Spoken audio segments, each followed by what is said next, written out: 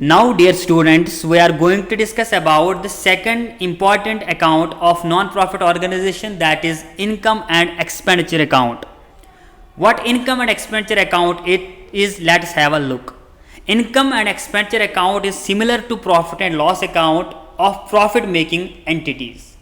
And you know that there are the two types of organizations running in the environment. One is profit organization, second is non-profit organization. Profit organization making profit and loss account, while as non-profit organization making income and expenditure account. But these two are similar. In profit and loss account, profit and loss is ascertained. In income and expenditure account, surplus and deficit is to be ascertained. This is a difference. कोई आपके बोलेगा कि profit and loss account and income expenditure में क्या फर्क है, these are same, but difference क्या है, profit organisation profit loss account बनाती है, non profit organisation income and expenditure account बनाती है. वहां पर भी प्रॉफिट एंड लॉस अकाउंट में भी इनकम को हम मैच करते हैं एक्सपेंसेस के साथ, और इनकम एंड एक्सपेंडिचर में भी हम इनकम उसको एक्सपेंडिचर के साथ एक्सपेंसेस के साथ मैच करते हैं. ठीक है, वहां पे हम जो हमारा डिफरेंस होगी, या तो वो प्रॉफिट होगा या तो वो लॉस होगा. लेकिन इनकम नॉन प्रॉफिट ऑर्गेनाइजेशन में जो हमारी बैलेंस होगी, या तो वो सरप्लस होगा या तो वो डेफिसिट होगा. Got it. तो income and expenditure account, account आपको पता है अकाउंट कैसे बनाते हैं, या हम लोगों ने पिछले साल सीखा है, how to prepare an account. तो जर्नल के बाद आपने लेजर बनाया है, तो लेजर में जो आपने अकाउंट बना है वही इनकम एंड एक्सपेंडिचर अकाउंट की तरह है. इनकम एंड एक्सपेंडिचर अकाउंट में हेडिंग क्या होगी, income and expenditure. It is provided in the same manner as profit and loss account, and and product will show as surplus और deficit. Like profit and loss account, it is also a financial account या final accounts of non profit organisation which shows the surplus और deficit at the end of the particular period. Got it. Next, features, various features of income and expenditure account. Income and expenditure account में क्या क्या feature है. First, it is a nominal account. आपको पता है profit and loss account भी nominal account है, तो income and expenditure is also a nominal account in which we show the incomes and expenses. Nominal account पिछले साल आप लोगों ने सीखा है. Nominal account is related to debit all expenses and losses, credit all gains and incomes.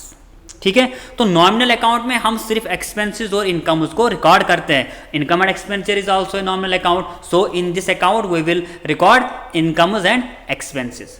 How to record वो हम आगे सीखेंगे कैसे.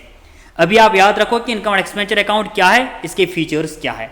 It is a nominal account, and hence the rule of nominal account is debit all expenses or losses and credit all incomes and gains is followed while preparing it. जब आप इसको prepare करोगे यही रूल आपको follow करना है जो हम लोगों ने पिछले साल सीखा है. Second important point is, second feature, no opening and closing balance of cash and bank और रिकॉर्डेड इन इट. जब आपने रिसीट एंड पेमेंट अकाउंट बनाया है तो वहां पे आप जब स्टार्ट करते हो ओपनिंग बैलेंस से स्टार्ट करते थे. जब आपकी क्लोजिंग बैलेंस निकलती थी वो BCD से निकलते, यानी क्लोजिंग बैलेंस से एंड हो जाता था हमारा रिसीट एंड पेमेंट अकाउंट. लेकिन इनकम एंड एक्सपेंडिचर अकाउंट में ऐसा कुछ नहीं है. हमें ना कोई ओपनिंग बैलेंस लेनी होगी, ना हमें कोई क्लोजिंग बैलेंस लेनी होगी. Got it. Third point, this account is prepared in the same manner in which a profit and loss account is prepared. Just like we prepare profit and loss account, income and expenditure is also prepared like that. Got it. जैसे profit and loss account बनाते हैं वैसे income and expenditure account भी बनाते हैं. Two sides, debit side, credit side. यहां पर भी debit side, credit side. As such all adjustments relating to current year such as depreciation, outstanding expenses, prepaid expenses, earned income, at stock और taken into consideration while preparing it. एक point याद रखना आप, जब मैंने आपको रिसीट एंड पेमेंट अकाउंट के बारे में बोला वहां पे मैंने आपको बताया था कि receipt and payment account is based on cash, it is not accrual base. तो एक्रूवल बेस जो है यहाँ पे income and expenditure account is based on the accrual basis, क्योंकि we have some outstanding expenses, we have a depreciation, we have a prepaid expenses, we have a accrued income. Got it. These all adjustments are to be shown in income and expenditure account, क्योंकि receipt and payment account में इनके लिए कोई जगह नहीं थी. इनकी जगह कहाँ पे है, इनकी जगह है इनकम एंड एक्सपेंडिचर अकाउंट में. तो all the adjustments related to depreciation, outstanding expenses, prepaid expenses, accrued income, these all adjustments are to be shown in income and expenditure account. ठीक है, किस साइड में दिखाएंगे वो हम आगे पढ़ेंगे। Fourth point is only items of revenue nature are recorded it, all capital nature items are ignored.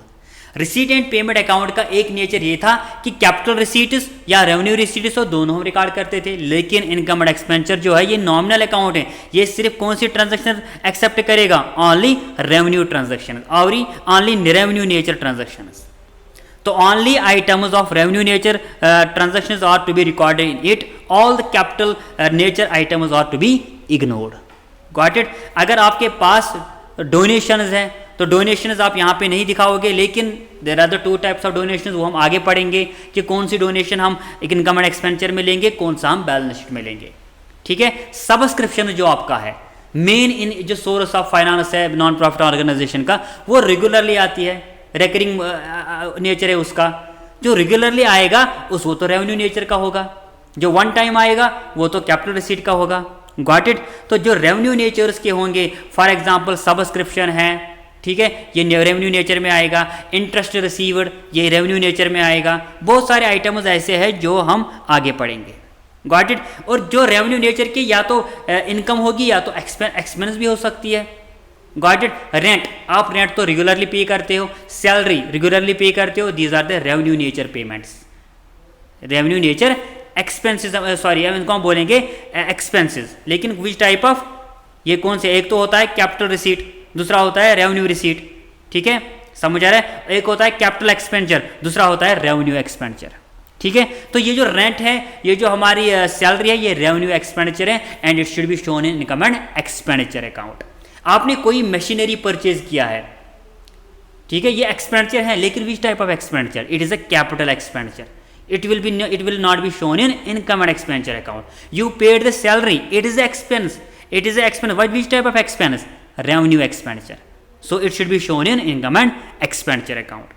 Got it. Well, this is the overview of income and expenditure account which is to be prepared after the receipt and payment account. तो receipt and payment account हमने complete किया है। अब जो हमारा next का हमारा जो अकाउंट है वो होगा इनकम एंड एक्सपेंडिचर अकाउंट, जिसके बारे में मैंने आपको कुछ इन्फॉर्मेशन दी है, इसकी मीनिंग क्या है और इसके फीचर्स क्या है। After that I will teach you how to prepare the income and expenditure account, कैसे बनाया जाता है। ठीक है, वो हम नेक्स्ट लेक्चर में पढ़ेंगे।